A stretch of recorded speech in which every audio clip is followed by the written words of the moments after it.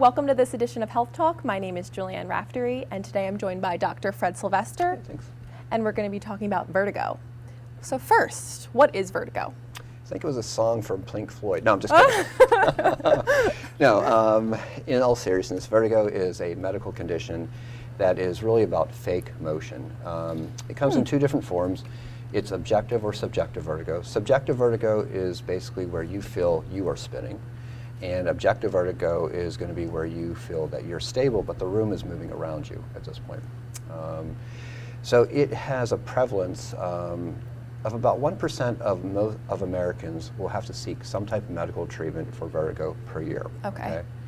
However, when you look at the global prevalence of it, 15 to 20% of the global population at one point or another in their life will experience some type of vertiginous situation, which they feel like they're spinning and having a kind of almost like a swaying motion to it as well. Wow. So what are some of the causes of vertigo? So the causes, as you can imagine, are going to be mostly neurological in their presentation. The first one is called benign proximal positional vertigo, and that has to do with inner ear and head positions. That accounts for about 35 to 40% of all vertigo experiences as well. But then you have some more serious and more medical conditions that sit underneath that. That could be, a tumor, that could be a stroke, that could be anything that would have to do with any neurological degeneration. It could be Alzheimer's, those types of things as well. So vertigo can have those types of presentations in conjunction with those types of conditions as well. But we also see it with another disease called Meniere's disease, and we also see it with labyrinthitis. And these are all different, injuries or inflammatories of the inner ear that have been identified that can have vertigo associated with it. But one of the other most common ones, right underneath we'll say the 35% of BV or BPPV, comes down to the concept of head injuries, comes down to the concept of sinus infections, comes down to the concept of poor sleep, and overstress. So all these things can have a significant impact on how a person perceives their stability. Do you have any preventative care tips to share with us? Yeah, I think the biggest thing is that when you start looking at vertigo, depending on how it has come to be, okay? We know that in the inner ear, which is head position related at this point, there is a maneuver called Epley's maneuver, and that was developed by Dr. Epley out of Washington State back in 1970, 1980, and what he had found is that there's different head positions you can put yourself in that allows the relief or the resolution of signs and symptoms. So I'm going to just bring this little graph out, or picture that I drew. Yeah. Okay. So if this would be the inner ear, okay, the inner ear sets up as a cochlear system, okay? In a cochlear system, if you think of a seashell, it's just kind of that spiral that comes in through. Inside this cochlear system, this is inside your ear, okay, is what's going to end up happening is that you have endolymph, which is kind of like it's a watery solution, okay? You have this thing here, these are called hair cells in the cochlear system.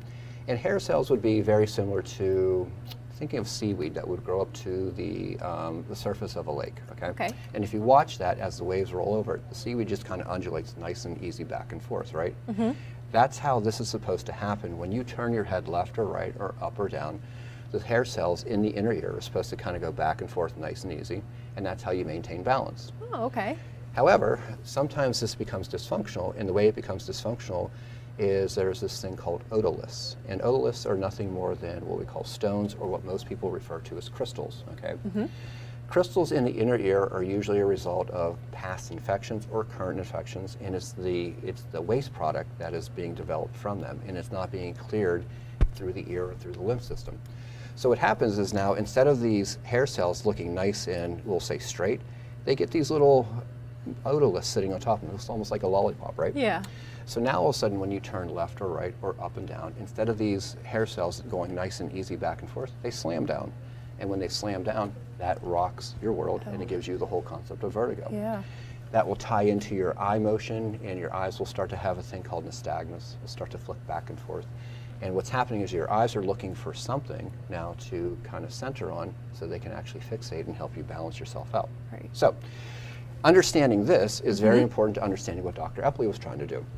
He knows, and he concluded that as you put your head in different positions, you can actually lift these stones up off the hair cells, and they can be repositioned to somewhere else.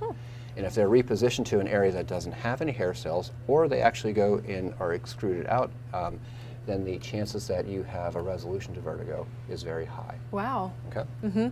So with that being said, first line of defense, I think, when you're talking about vertigo is when you're thinking of chiropractic care or physical therapy. There's different techniques and different ways to start to, mobilize these crystals to move it in a different place so that you become less symptomatic as well. Okay. There's also the medical treatment to this thing, and that's going to be more of meclizine or antivert, which is going to have a medication that helps kind of stabilize things. It doesn't take care of the otoliths and the stones at this point, but it surely reduces your signs and symptoms as well.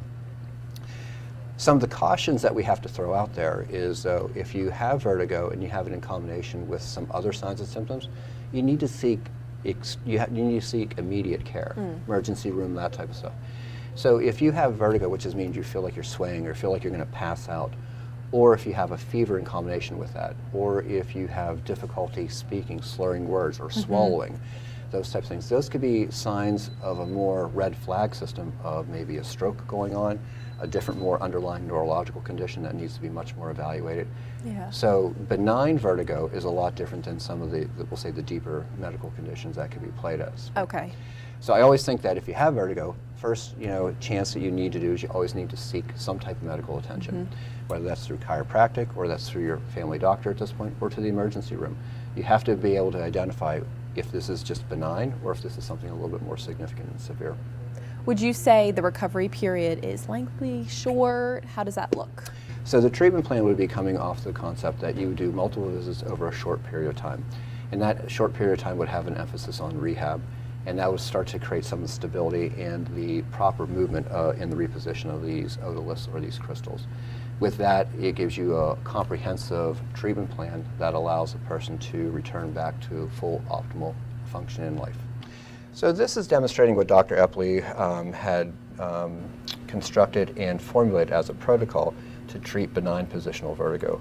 And this is that whole thing about the inner ear, the cochlear, and how you can start to move the otoliths or the crystals to different positions that will make the patient become asymptomatic. Okay. So Dr. Mark Pearson, he's with us. He's going to be our demonstration. We're going to pull you up this way, Mark. Okay. So what you would do is you'd come to your bed, okay? And you would lay your head over the corner or the edge of the bed, okay? And you're going to go ahead and let your head just relax like this. And what you're going to do is this is going to start to put the head in different positions. And this first part is really just the assessment of what side vertigo or the inner ear is being affected on. So as he sits here for about 20 or 30 seconds, he's always going to keep his eyes open, and we're looking at things to focus on the ceiling. And at this point, we're looking to see if the eyes are moving at this point. If you don't have anybody to look at this, you're going to feel, as you go into this position, you're going to feel that you're really increasing the spinniness or the swaying. You just have to work through it, okay? After you're here for a couple seconds, then you're going to go ahead and turn your head completely and over to the right-hand side. And you're going to hold that for 30 seconds, okay? And then after you do that, you're going to come back to neutral, and then you're going to come back over the whole ways to the left-hand side, okay? In one of these positions, you're going to feel worse. So if it's on the left side and you turn your head to the left, you're going to feel like your world is really swaying and spinning. Okay. If it's on the right side, it's going to be that way. So what happens now is, as you've done the assessment, you're now going to go ahead and say the left side was the worst.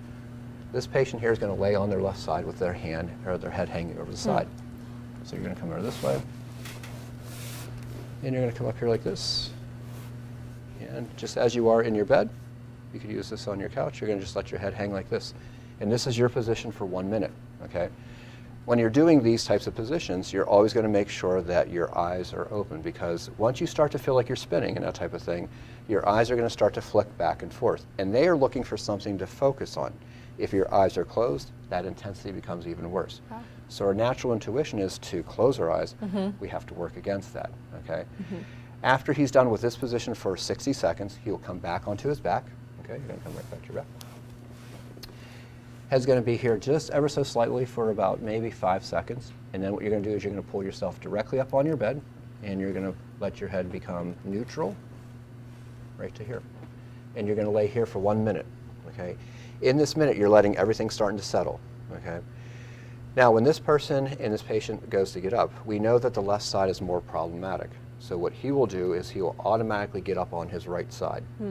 As he gets up on his right side, that will limit the amount of vertigo that that patient will experience. If he gets up on the left-hand side, that movement pattern will actually aggravate it as well. So, Mark, we're going to pull you to your right side. You're going to lay over it this way. And I'm going to help you up on this side here.